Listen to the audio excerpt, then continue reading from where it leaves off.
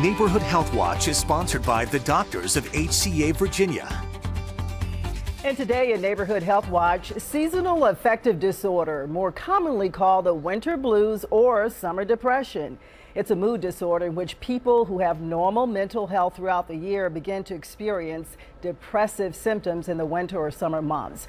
It has a seasonal pattern, and many people notice mood swings and a loss of energy when there's fewer hours of daylight.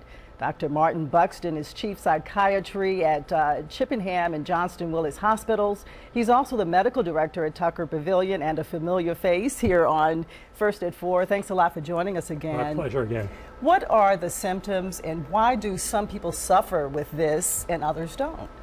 Well, we think there's a genetic link as to who suffers more or less.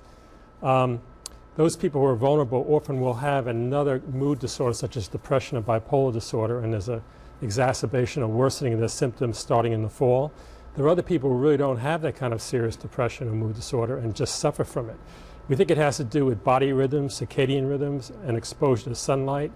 And there's a whole process in terms of the way melatonin is manufactured in our body and the way our circadian rhythms are synchronized by sunlight that get affected.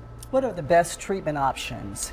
Well, light boxes are very good. Getting out in the sun, even on a cloudy day, walking, exercise is excellent.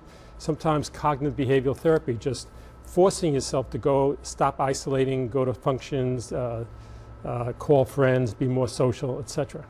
Exercise seems to work for everything, and that's true. It does make a difference in this instance. Is it something to do with the chemicals that are released? Yes, we get natural endorphins going in our body, and we just feel better. We feel better about ourselves.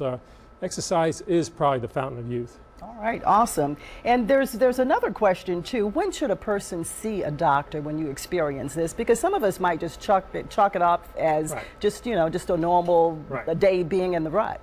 I think when it starts interfering with our functioning, capacity to enjoy life, whether we're irritable. I mean, there are people who really are severely afflicted who can't get out of bed, just gain lots of weight, become more irritable, kind of like the bear does during the winter. It hibernates. All right, awesome. Thanks again for joining us. We Thank do you. appreciate it. All good information.